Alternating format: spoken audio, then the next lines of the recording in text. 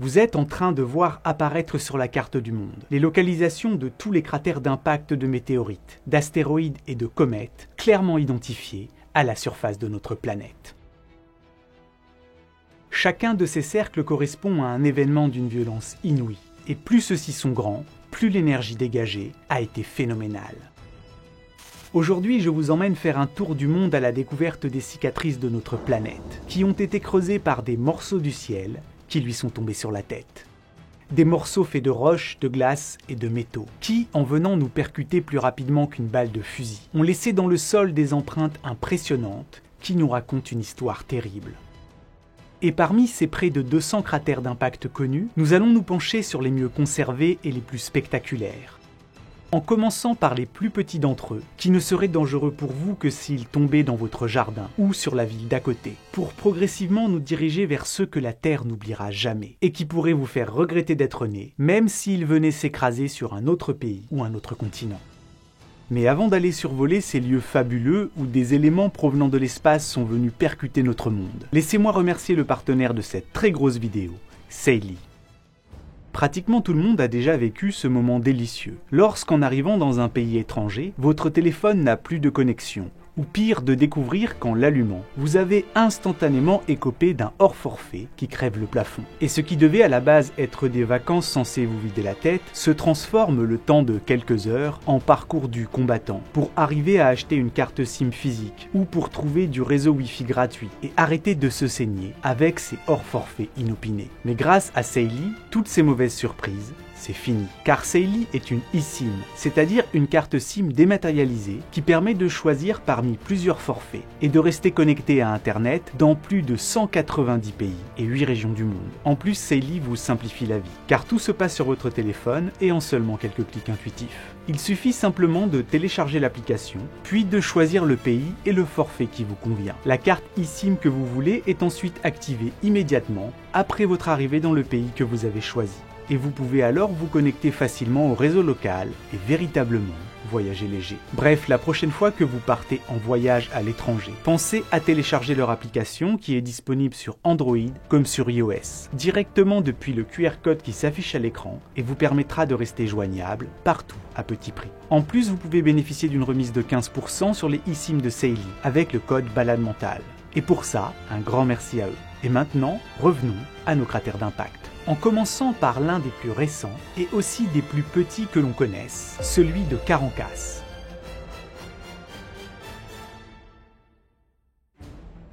Qui, large de 13 mètres et profond de 5, a été formé au Pérou en 2007 par l'impact dans le sol argileux d'une météorite d'un demi-mètre à peine.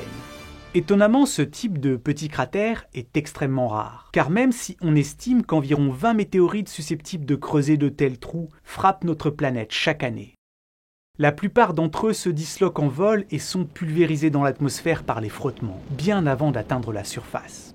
Et la plupart de ceux qui y parviennent percutent les océans, ou ne sont jamais retrouvés, car ils tombent dans des zones inhabitées. Si bien qu'on pense qu'il ne se forme en tout et pour tout que quelques cratères du type de Carancas par siècle. Prenons maintenant la direction de la plus grande île d'Estonie, où l'on peut littéralement se promener dans les 8 cratères de Kali.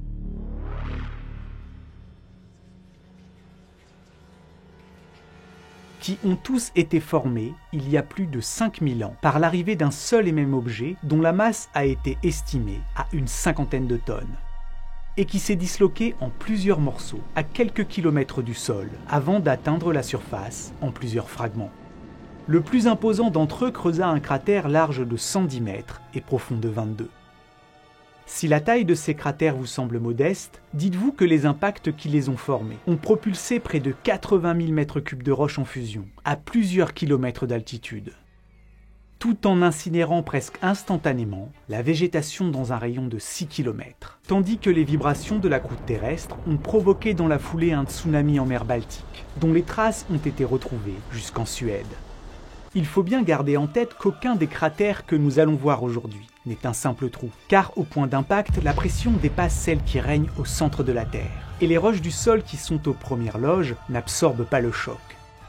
Sous l'effet de la chaleur, elles sont littéralement vitrifiées, vaporisées et projetées sous forme fondue ou de plasma dans toutes les directions.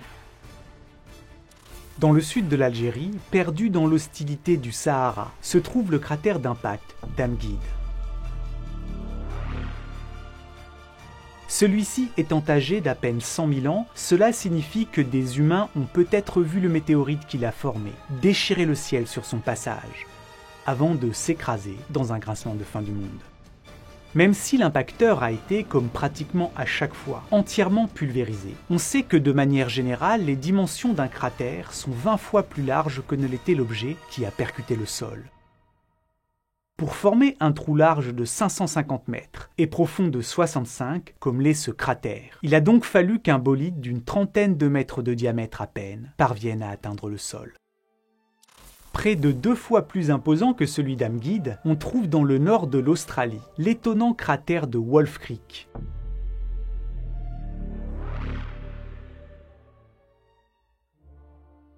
Qui, large de 900 mètres et profond de 60, a lui été brutalement formé il y a quelques 300 000 ans, alors que les premiers sapiens commençaient à peine à arpenter l'Afrique. Et qu'aucun d'entre eux n'était encore présent en Australie pour assister à la chute d'une météorite d'une quarantaine de mètres de diamètre. Et pour rentrer dans la catégorie des trous de plus d'1 kilomètre de large, nous allons nous arrêter sur le très photogénique et célèbre météore cratère.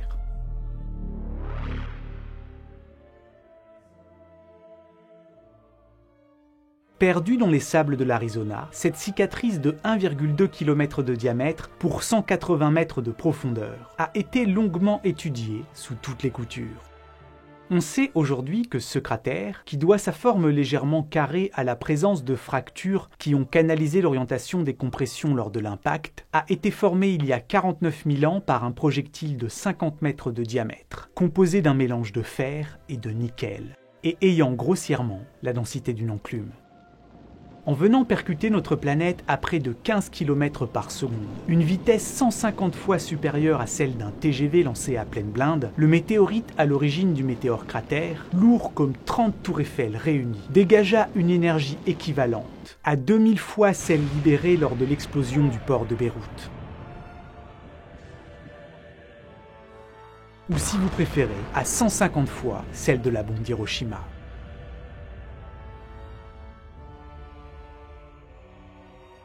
Cette quantité d'énergie effarante libérée en une fraction de seconde arracha du sol 175 millions de tonnes de roches, dont certaines de la taille de petites maisons, et qui ont été propulsées dans toutes les directions, sur une surface grande comme 2 fois et demi celle de la ville de Paris.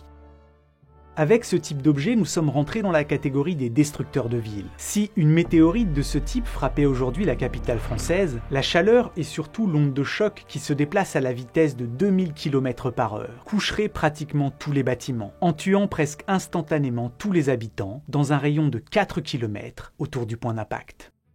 Heureusement pour nous, la fréquence de ce type d'événement est de l'ordre de 1 tous les 1000 ans en moyenne. Et surtout, la Terre est vaste. Si bien que dans la très grande majorité des cas, les météorites tombent dans les océans ou dans des régions inhabitées.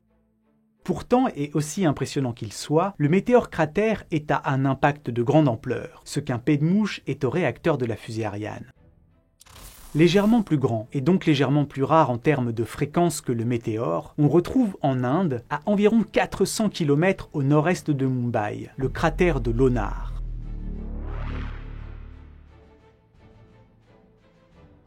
Âgé de 52 000 ans, son kilomètre 800 de large est connu pour accueillir un lac qui peut exceptionnellement changer de couleur et devenir rose lorsque le niveau des eaux baisse fortement et que leur montée en salinité favorise le développement de bactéries produisant un pigment rouge.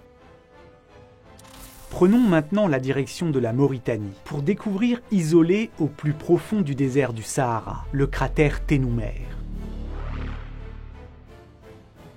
Sûrement l'un des cratères d'impact les mieux préservés de la planète. Âgé d'à peine 20 000 ans, cet édifice, de près de 2 km de large et dont les bords s'élèvent à plus de 100 mètres de hauteur au-dessus des paysages de plaine désertique qui l'entourent, a pendant longtemps été pris pour le sommet érodé d'un ancien volcan.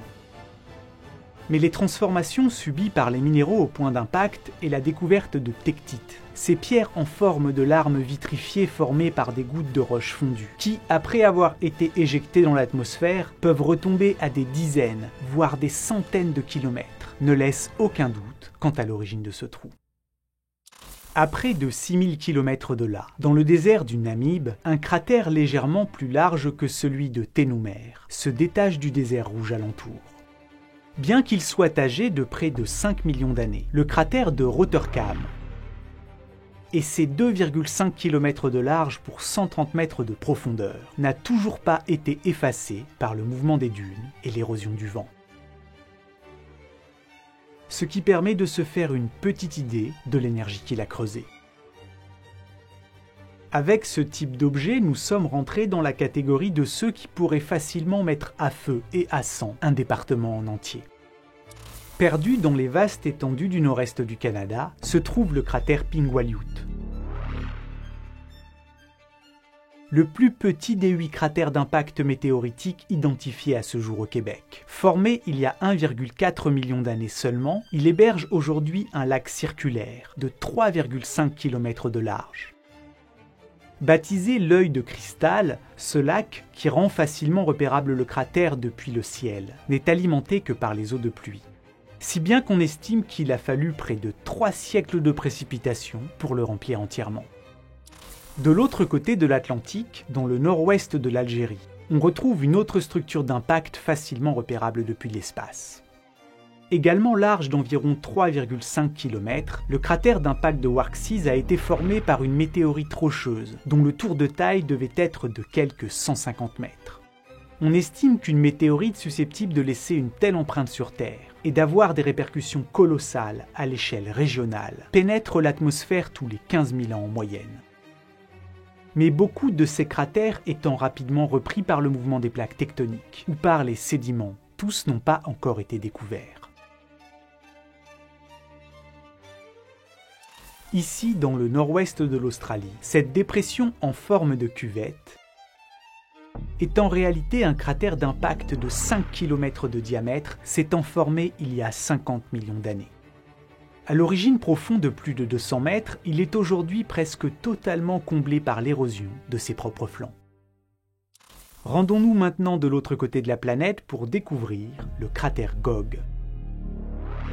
Fortement érodé et sculpté par la calotte glaciaire qui pendant des milliers d'années l'a surplombé, ce cratère de 5 km de diamètre héberge un lac entourant une île centrale, formée par la matière du sol qui, sous la violence de l'impact, a rebondi. Comme le ferait une gigantesque goutte de roche en fusion, concentrant une partie de la matière au centre. Et à partir de maintenant, les cratères que nous allons survoler, formés par des quantités d'énergie toujours plus grandes, vont présenter des formes de plus en plus complexes. Comme nous le montre le cratère de Tinbayder.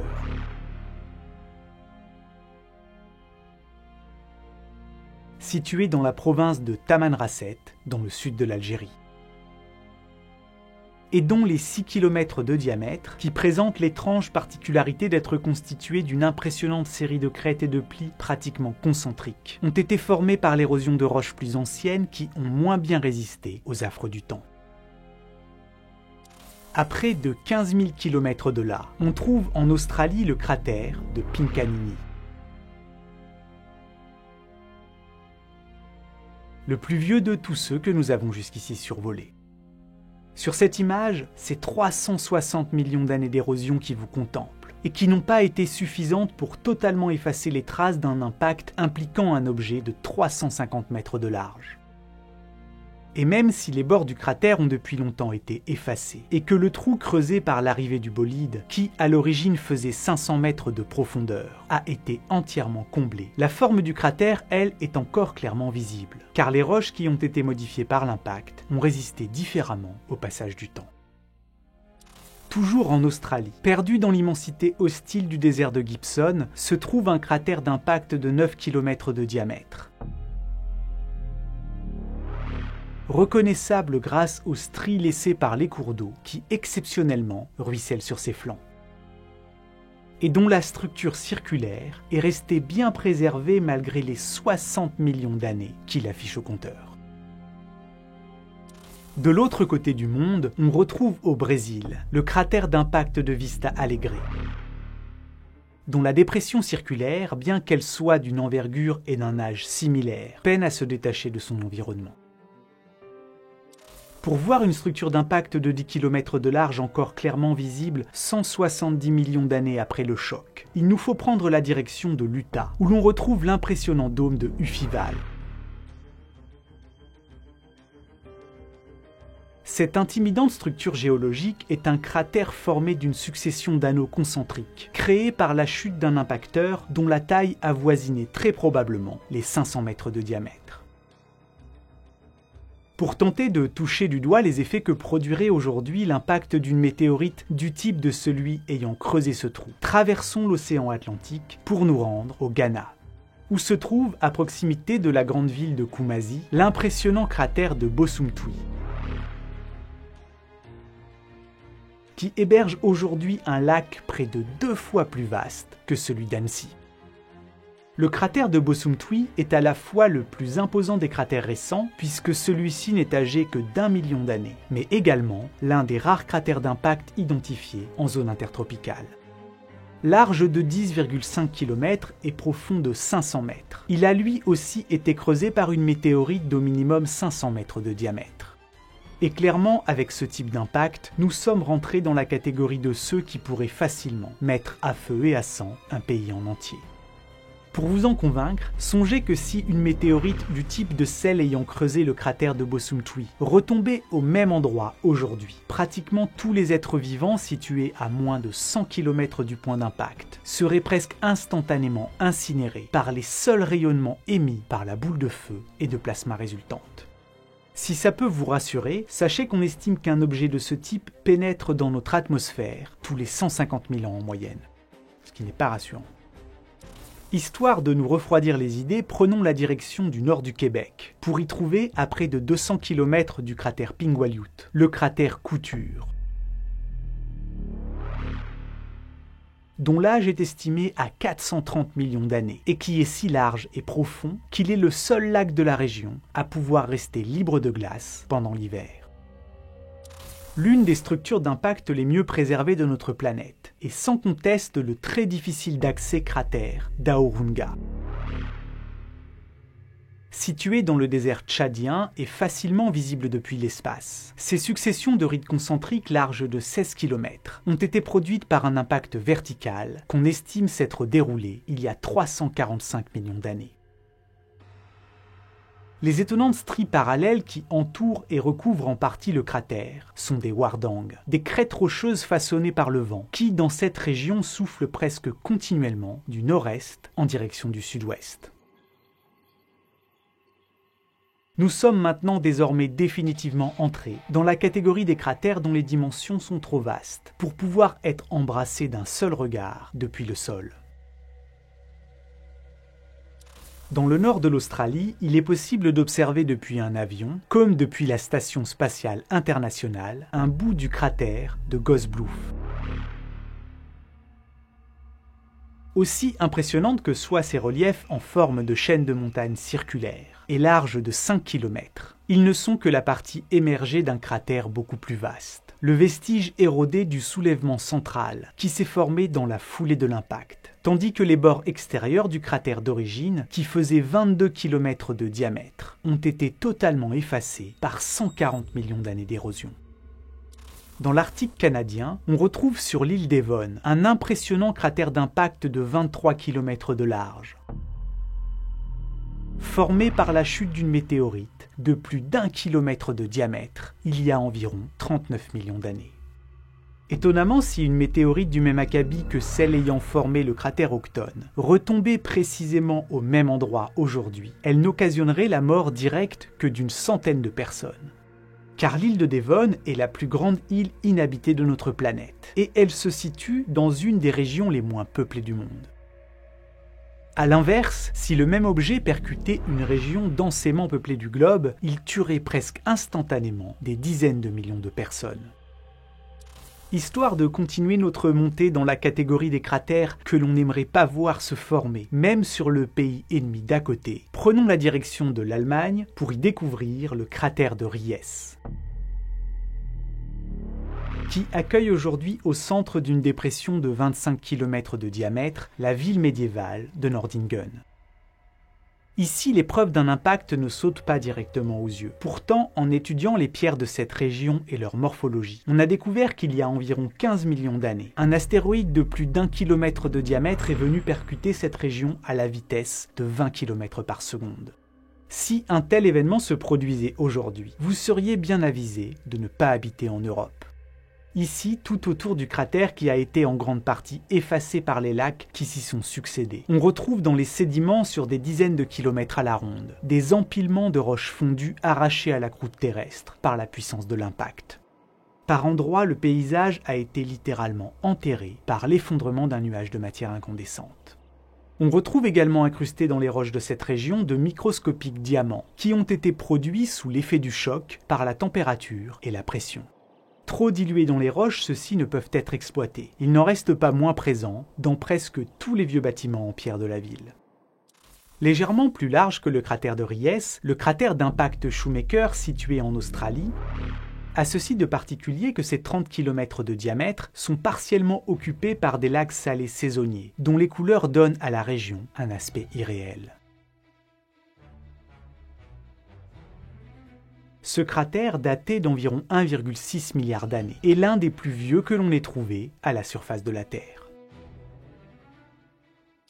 De l'autre côté du monde, dans le nord-ouest du Groenland, on a trouvé, sous le glacier Hiawatha, grâce au sondage par radar, un cratère d'impact d'une taille comparable à celui de Shoemaker, et à l'intérieur duquel vous pourriez sans problème faire tenir Washington DC ou Paris.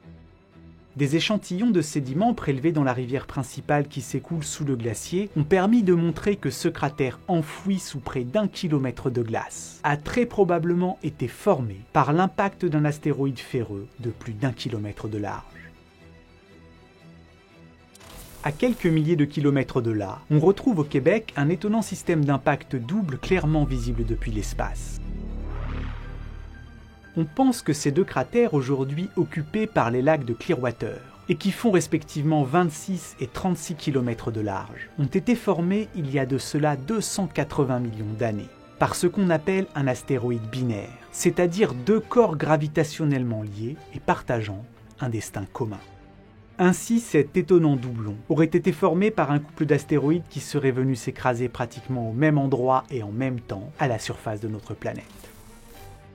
Rendons-nous maintenant au large des côtes norvégiennes, au niveau de la mer de Barents, où se trouve le cratère de Mjolnir. Si vous ne voyez rien, c'est que celui-ci se situe sous l'eau. Et bien qu'il ait été entièrement enfoui par le temps sous des centaines de mètres de sédiments, ces 40 km de diamètre sont toujours visibles dans l'imagerie des relevés sismiques profonds. Si un bolide de 2 km de large venait impacter notre planète à l'endroit précis où s'est formé Mjolnir, cela aurait pour conséquence de créer un déluge de vagues de plusieurs centaines de mètres de hauteur, qui irait se fracasser sur le nord de la Scandinavie dans la demi-heure suivant l'impact. Récemment, des géologues suédois ont même découvert des traces attestant d'un tsunami géant, ayant impacté la majeure partie de ce qui deviendra plus tard cette région du monde. Est daté d'environ 145 millions d'années, soit l'âge supposé de Mjolnir. Toujours en Scandinavie, à près de 2000 km de là, se trouve le plus grand cratère d'impact connu en Europe, le cratère de Siljan, dont une partie de la dépression, large de 52 km, est aujourd'hui partiellement remplie d'eau. Ce cratère s'est formé il y a environ 400 millions d'années, à une époque où aucune forme de vie n'évoluait encore à la surface des continents. Si un tel impact se produisait aujourd'hui, il annihilerait probablement toute forme de vie en Europe du Nord. Des impacts de cet ordre-là, et dont les répercussions sont absolument catastrophiques à l'échelle continentale, ont lieu tous les 15 millions d'années en moyenne. Et on ne connaît actuellement que 15 cratères dont les dimensions sont supérieures à celles de Siljan, et dont vous voyez les points d'impact s'afficher progressivement sur la carte. Je ne vais pas tous vous les détailler, car la plupart, très vieux, ont été visuellement effacés par le temps, si bien que leur existence ne saute aux yeux qu'en se penchant sur la nature et l'orientation des roches du sous-sol. Mais pour tenter d'essayer de toucher du doigt les effets produits par de tels monstres, arrêtons-nous sur l'un des événements les plus étudiés, celui qui a produit le cratère d'impact de Charlevoix, au Québec. De ce cratère large de 54 km et vieux de 450 millions d'années, ne reste aujourd'hui en surface que la moitié de la structure d'origine, car celui-ci a été coupé en deux par la faille du Saint-Laurent, et le reste est en partie enfoui sous la surface.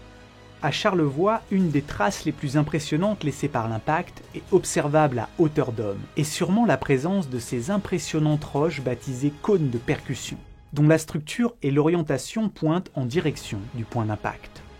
Toutes ces roches étranges ont été formées par l'onde de choc qui s'est propagée à une vitesse supersonique dans la croûte terrestre, en faisant subir aux matériaux rencontrés une pression momentanément supérieure à celle qui règne actuellement au centre de la Terre. En étudiant en finesse les structures géologiques de la région, les chercheurs ont pu modéliser et reproduire le scénario de cette catastrophe. L'occasion de marquer une pause pour revivre la violence irréelle d'un tel impact. Pour vous faire une image de l'astéroïde à l'origine du cratère de Charlevoix, imaginez un bloc constitué de roches et de métaux, de la taille d'une montagne, et se déplaçant à 20 km par seconde. Une vitesse si rapide qu'à peine plus de 5 secondes se sont écoulées entre son entrée dans l'atmosphère et le moment où l'astéroïde percuta le socle du bouclier canadien à 72 000 km par heure. En une fraction de seconde, la totalité de l'impacteur s'est vaporisée, en dégageant une quantité d'énergie équivalente à celle libérée par l'explosion simultanée de 50 millions de bombes atomiques classiques. Au point d'impact, plusieurs milliers de milliards de tonnes de roches sont arrachées à la croûte terrestre. Liquéfiée et vaporisée, la matière incandescente s'élève dans le ciel, en formant une boule de plasma plus chaude que ne l'est la surface du Soleil. Et surplombant un trou béant d'une profondeur de 10 km, qui, en quelques minutes, est pratiquement comblé par un déluge de roches en fusion, retombant du ciel. À 100 km du point zéro, soit là où se situe aujourd'hui la ville de Québec, la boule de plasma est 2000 fois plus brillante que le Soleil. Même observée depuis la position de Montréal, soit à 400 km du point d'impact, la boule de plasma brille encore avec l'intensité d'une centaine de soleils réunis. En fait, à eux seuls, les rayonnements émis par cet événement sont si puissants que tous les végétaux qui y sont directement exposés s'enflamment sur un rayon de 400 km autour du point d'impact. 3 minutes plus tard, c'est un déluge de roches fondues venues du ciel qui commence. Et la région où se trouve aujourd'hui la ville de Québec se retrouve ensevelie sous 15 mètres de débris, avant que n'arrive un mur d'air brûlant, une onde de choc qui se déplace à plus de 2000 km par heure. Une vitesse suffisante pour disloquer des bâtiments aussi solides que des bunkers. 300 km plus loin, au niveau de la ville de Montréal, la vitesse du vent est encore de près de 1000 km par heure. Dans un rayon de 850 km autour du point d'impact, tous les arbres qui n'ont pas brûlé sont couchés. Et nous ne parlons là que du 15e impact le plus brutal, identifié à la surface de notre planète. Pour s'en convaincre, prenons la direction du nord, pour découvrir, à 500 km du cratère de Charlevoix, le cratère de Manicouagan, aussi appelé l'œil du Québec. Formée il y a 214 millions d'années, cette gigantesque cicatrice fait le bonheur des astronautes, qui aiment photographier depuis l'espace cet anneau presque parfait, et avec lequel on quitte les répercussions continentales pour rentrer dans celles d'ampleur mondiale. Ce type d'impact-là, vous n'aimeriez pas en voir de votre vivant, même de l'autre côté de la planète. Le cratère de Manicouagan, qui est la 6e plus grande structure d'impact confirmée de notre planète, n'est que 2 fois plus large que celui de Charlevoix. Si bien que l'on pourrait imaginer que la quantité d'énergie qui a été libérée ici soit grossièrement 2 fois plus importante. Sauf qu'un cratère 2 fois plus grand signifie globalement une énergie libérée à l'impact 100 fois supérieure. Maintenant, imaginons que vous soyez en vacances quelque part par là, en train de profiter de la vue sur l'une des plus grandes îles lacustres du monde, qui a été formée par le soulèvement central post-impact, et qui est aujourd'hui ceinturée d'un immense lac de barrage. Quand soudain, on vous apprend que dans 7 heures, un astéroïde de taille comparable à celui qui a creusé ce trou, un bloc plus imposant que le Mont Blanc, va frapper précisément l'emplacement du cratère de Manicouagan. Sans attendre une seconde, vous sautez dans votre voiture et roulez aussi vite que vous le pouvez en direction du sud. 7 heures plus tard, et alors que vous êtes arrivé à la ville de Québec, à 800 km du point d'impact, l'astéroïde frappe. 800 km pourrait vous sembler être une bonne distance de sécurité. Sauf que dans le cas de Manicouagan, les effets ressentis à une telle distance seraient à peu de choses près identiques à ceux subis par la même ville de Québec dans le cas de Charlevoix, alors que la distance au point d'impact est ici 9 fois supérieure. En plus de Manicouagan, on connaît à l'échelle du globe 2 autres cratères d'impact dont le diamètre est de l'ordre de 100 km. Ce sont le cratère d'Akraman, situé en Australie, et qui est daté à moins 580 millions d'années, et celui de Popigai, découvert dans l'extrême nord de la Sibérie, et dont la formation date d'il y a 36 millions d'années, ce qui fait de lui le dernier impact d'ampleur planétaire à avoir bousculé la Terre. Mais ce qui rend le cratère de Popigai particulièrement intéressant, c'est qu'il contient des centaines de millions de milliards de diamants. Des diamants qui ont été formés par l'impact, car l'astéroïde à l'origine de ce cratère est venu percuter la croûte terrestre au niveau d'un empilement de couches de roches calcaires riches en graphite. À 12 km du point d'impact, dans une coquille épaisse d'1 km. Les conditions ont été réunies pour que la pression phénoménale choque les agencements atomiques de carbone et transforme une partie du graphite en diamant.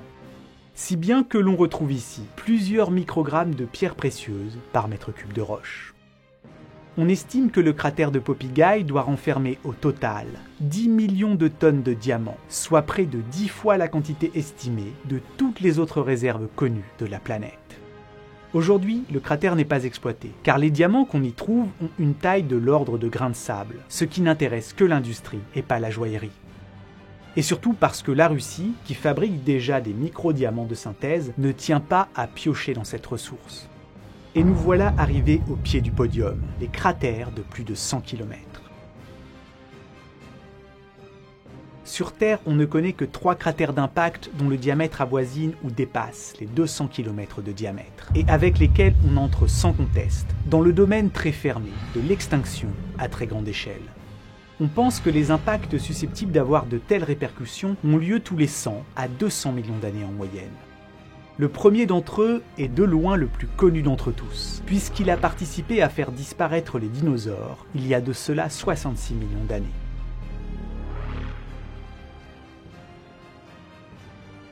Ce cratère de 170 km de diamètre, baptisé Chicxulub, et dont vous voyez à l'image les dimensions, n'est depuis longtemps plus visible en surface. Et il a fallu attendre les années 80 pour qu'on le découvre enfin enfoui sous d'épaisses couches de sédiments et partiellement submergé par la mer au niveau de la péninsule du Yucatan, au Mexique.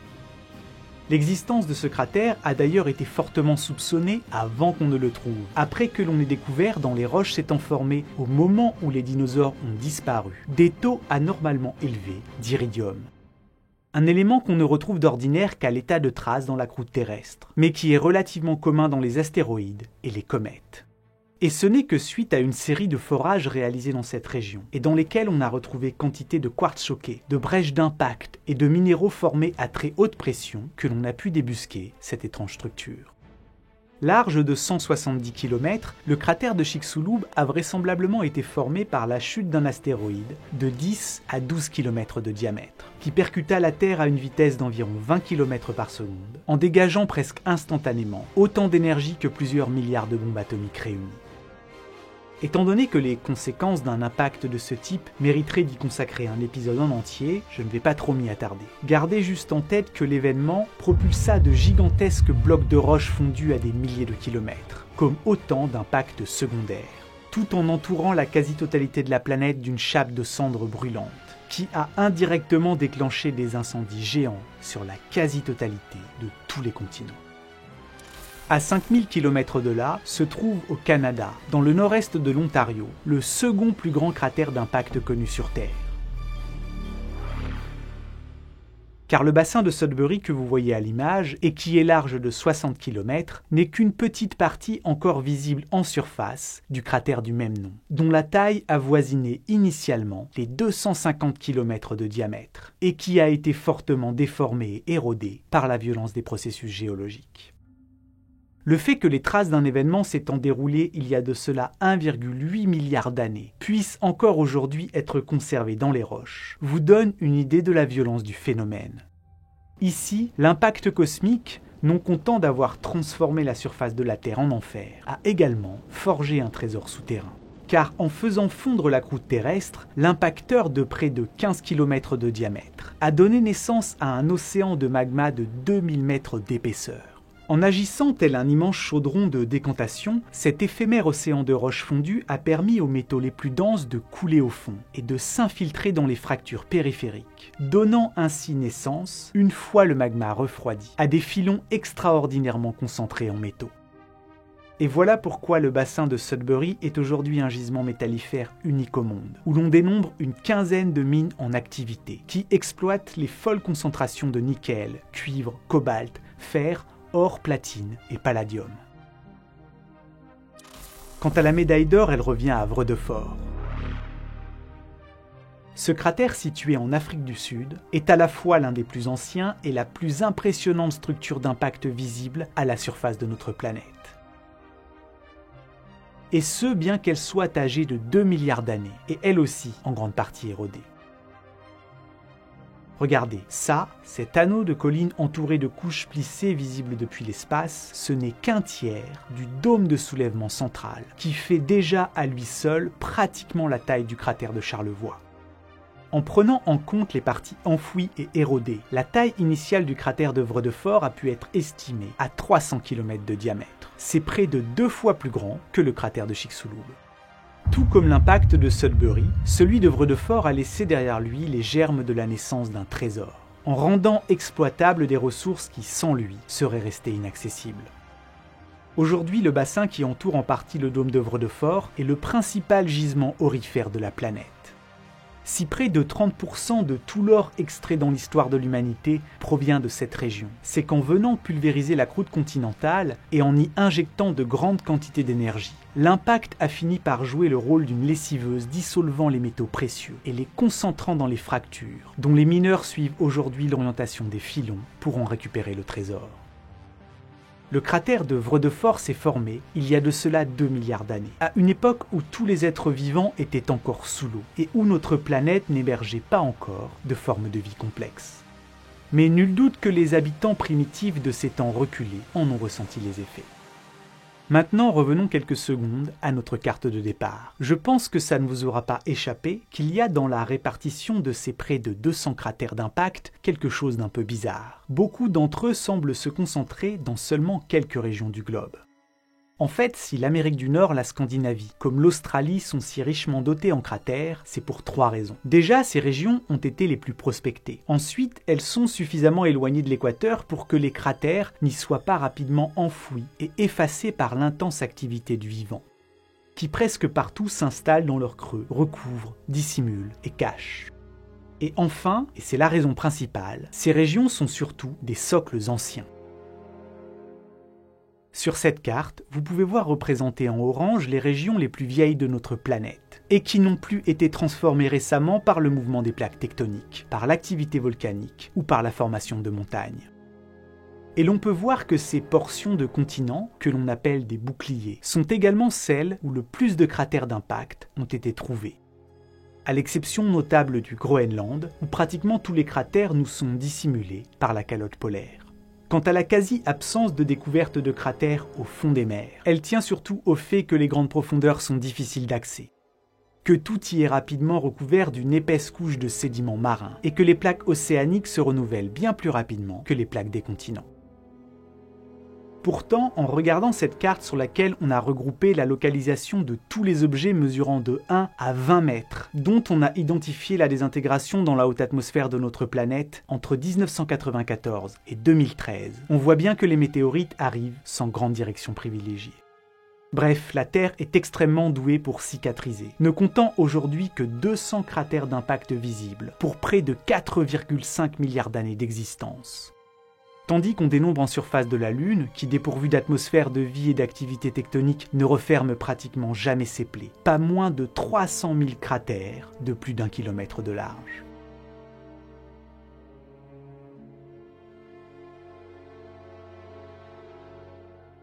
Ici, vous trouverez une playlist qui vous emmène voyager à la découverte de paysages extraordinaires et trop souvent oubliés du passé de notre planète.